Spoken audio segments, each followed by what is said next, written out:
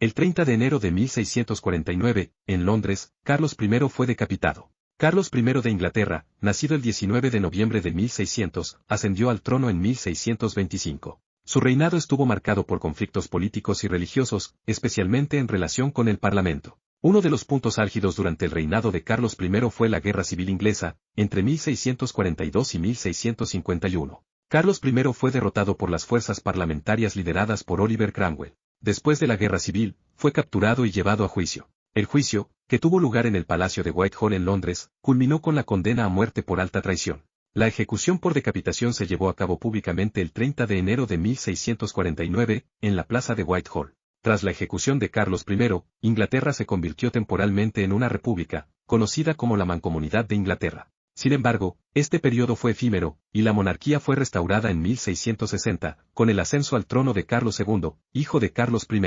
El 30 de enero de 1661, en la abadía de Westminster, se llevó a cabo la desenterración y ejecución ritual de Oliver Cromwell. Oliver Cromwell nació en 1599 y murió en 1658. Fue una figura destacada durante la Guerra Civil Inglesa, entre 1642 y 1651, liderando las fuerzas parlamentarias contra los realistas. Su habilidad táctica y liderazgo le valieron el título de Lord Protector tras la ejecución de Carlos I en 1649. Oliver Cromwell falleció el 3 de septiembre de 1658. Durante su liderazgo, implementó medidas drásticas, incluida la ejecución del rey Carlos I, y la instauración de una república. La restauración de la monarquía fue en 1660, con Carlos II.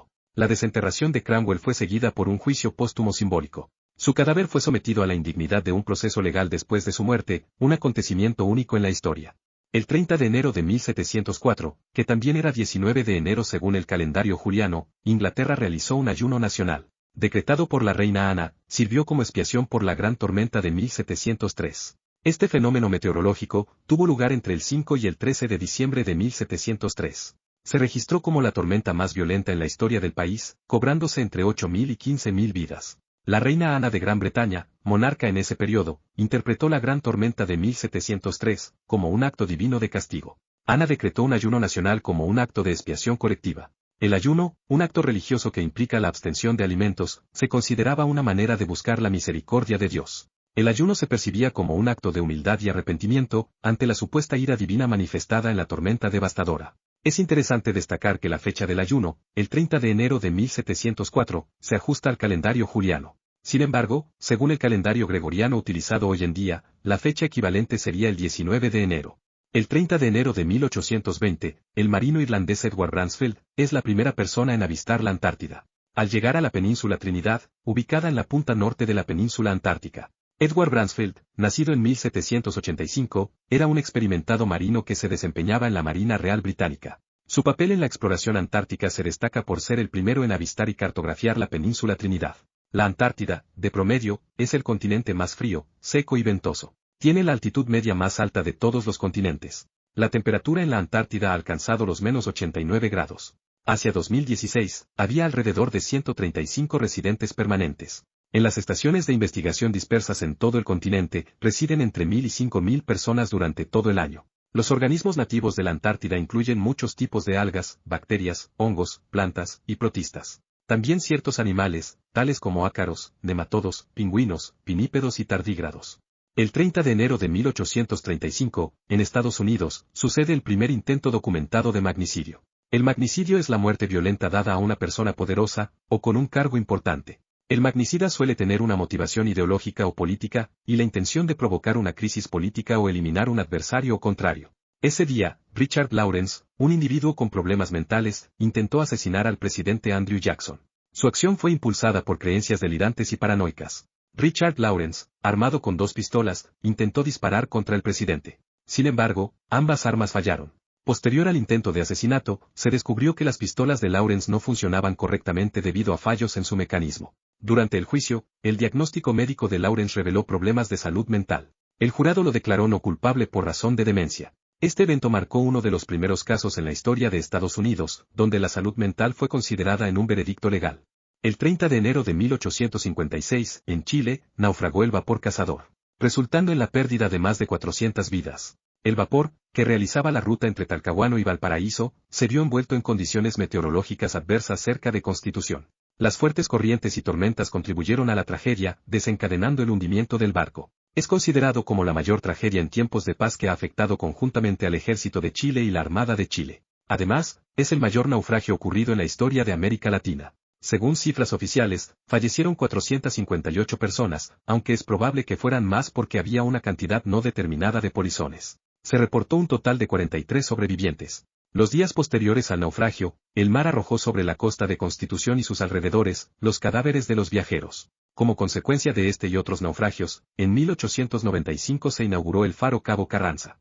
El 30 de enero de 1933, en Estados Unidos, se estrenó el programa radial El Llanero Solitario. El Llanero Solitario se convirtió en un personaje emblemático que perdura en la cultura popular. Es un personaje ficticio creado por el escritor Fran Stricker. Es un ranger de Texas enmascarado del viejo oeste de los Estados Unidos. Interpretado originalmente por Paul Halliwell para la radio. Galopaba para enmendar injusticias con la ayuda de su astuto y lacónico secuaz, el nativo Potawatomi, llamado Tonto. Para los países de habla hispana, se tradujo como toro, debido a que el nombre original se consideró peyorativo. Se haría famosa la frase de El Llanero Solitario cuando montado en su caballo blanco Plata, cabalgaba hacia el sol poniente gritando «Arre, Plata, adelante». El personaje fue inspirado por el zorro y Robin Hood, según documentos históricos encontrados en múltiples archivos. La serie de radioteatro inspiró una secuela llamada El Avispón Verde, el sobrino del Llanero Solitario.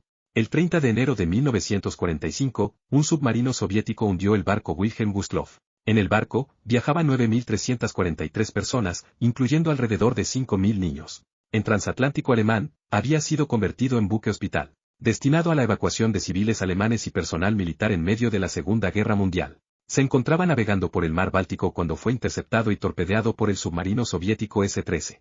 A las 9:08, 3 torpedos hicieron impacto por estribor. En total sobrevivieron y se rescataron unas 1.200 personas. Pero fallecieron más de 9.000, ya fuera por quedar atrapadas y ahogarse en el interior del navío, o por hipotermia. El Wilhelm Gustloff se hundió a 44 metros de profundidad. Más tarde, los soviéticos dinamitaron el pecio, para evitar futuras investigaciones. Fueron redescubiertas y filmadas en 1995, por buzos de aguas profundas. El 30 de enero de 1948, en la capital de India, Nueva Delhi, el fanático hinduista Nathuram Godse asesina al pacifista Mahatma Gandhi. Mohandas Karamchand Gandhi, conocido como Mahatma Gandhi, fue el líder indio que desempeñó un papel central en la lucha por la independencia de India del dominio británico. Su filosofía de resistencia no violenta, basada en principios de verdad y justicia, lo convirtió en un símbolo icónico de la lucha pacífica por la libertad.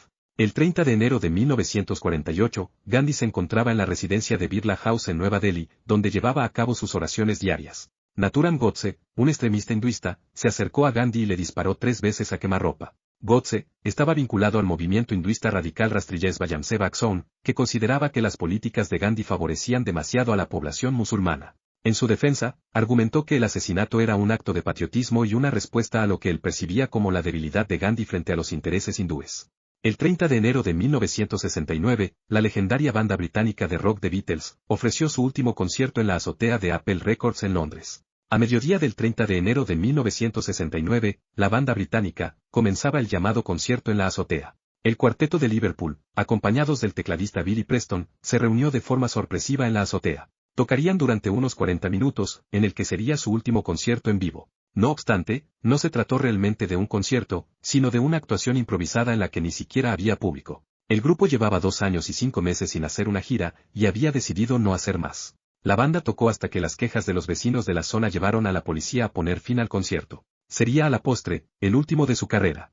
El 30 de enero de 1989, fallece Alfonso de Borbón. Perdió la vida en un extraño accidente mientras descendía una pista de esquí. El fatal incidente ocurrió cuando un cable tenso sobre la pista seccionó el cuello de Alfonso. Alfonso Jaime Marcelino Manuel Víctor María de Borbón y Dampicasent, duque de Cádiz, duque de Anjou, nació en Roma, el 20 de abril de 1936. Fue un pretendiente legitimista al trono de Francia entre el 20 de marzo de 1975 y 1989. Fue el descendiente más directo por línea paterna de Hugo Capeto, y por tanto, heredero de los antiguos reyes franceses según el derecho del antiguo régimen. Poseía las siguientes condecoraciones. Alfonso fue caballero de honor y devoción de la Orden de Malta. Caballero Gran Cruz de Justicia de la Sagrada Orden Militar Constantiniana de San Jorge. Caballero de la Orden de los Santos Mauricio y Lázaro. Caballero de la Orden de la Estrella Polar. Caballero Gran Cruz de la Orden de Isabel la Católica. Además, preboste del capítulo hispanoamericano de Caballeros del Corpus Christi en Toledo.